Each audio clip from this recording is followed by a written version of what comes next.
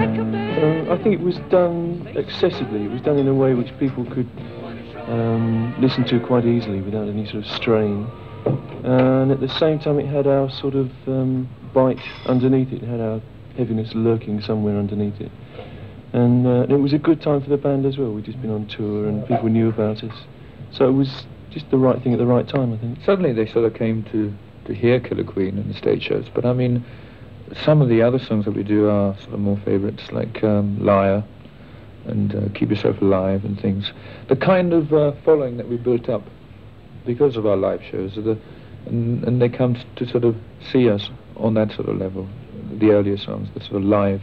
But Killer Queen, I mean, I seem to remember that when we sort of introduce it, they go wild, and then we only do about a verse and a sort of chorus of it. It's the way we try and sort of put ourselves across. I mean, we don't sort of try and reproduce what we do in studios on the shows. It's just another sort of facet of us, actually. I know everybody gets very embarrassed if you go back to the school days, but you're quite famous for your qualifications, so to speak. Can we hear where you went to school? I went to, when I was a lad, I went to school at Hampton Grammar School, Middlesex. And I went to Imperial College London for a long, long time. So I'm very old. I'm about 43. Rubbish. What were you reading at London? I did a physics degree and then about 5 years of astronomy, research in astronomy. This is Roger, and I was reading Superman comics most of the time. But obviously, I started out doing dentistry, and I discovered I hated cutting up dead bodies.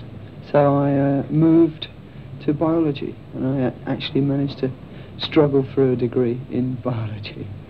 But really, I didn't intend at any time using it, because I couldn't bear the thought of being stuck in a laboratory for the rest of my life.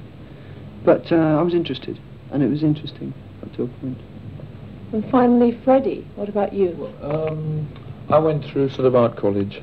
I went to Ealing College of Art and did a sort of graphics and illustrating course for about 3.5 years, and I got my diploma in that. And that's it. While we were at sort of these various colleges, we were sort of, we were friends. I think, Roger and I, yes, Roger and I sort of shared a flat in Barnes, and so did Brian eventually. And we sort of met up, you know, and as we were in various other groups, sort of semi-pro. And it so happened that the group that these two were in, Brian and Roger, called Smile, happened to break up, and you know, I saw an opportunity to sort of team up with them, and our ideas sort of seemed to blend, and we thought it'd be a wowie, you know, when we sort of put it together, and here we are. We formed Queen about 4 years ago. I suppose in some ways we did from the first react against being manipulated, which was why we went through a long period of sorting things out. You know, we didn't sort of sign with the first shark that finned its way along the road. But we sort of set ourselves up fairly well, I think, and reasonably intelligent. We did used to watch groups. We had very definite ideas on who we liked. I think, in a sense, we all liked the Beatles, I think. I think we all liked, especially Jimi Hendrix. Our audience is very strange. We're still trying to work out what it is ourselves, really. It's very mixed, I know that. If you looked at the Rainbow audiences particularly, it was anyone from about 18 to about, well, literally about 60, I think.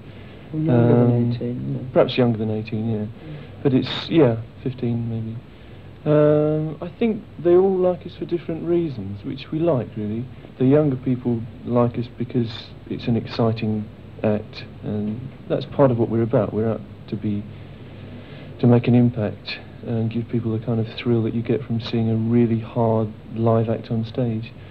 And a lot of other people like us because of the melody and harmony, etc., on the records, which they come to see us on stage. Yeah, we get a lot of mums and dads as well who say, "Oh yes, you've made us realise that pop music isn't all this, that and the other," you know, which is nice. That's one of the things that Killer Queen did, actually. That seemed to bring us on the last English tour. It seemed to bring the odd older people in. You know, I mean, I mean older. You know, there's a surprising amount of sort of even middle-aged married couples and things. I know, I think not the majority, you know. But sort of daughters were dragging their mums and dads over as well. So I mean, you'd see rows and rows of sort of girls and boys, and then the mums and dads sitting along with them, and that's great. That's great. I think it's like Brian says, we haven't quite worked out who, I mean, you couldn't label it at all. It is a very sort of wide cross-section. Okay, now I'd like you to listen to our latest piece of fabness on 45. It's called Now I'm Here.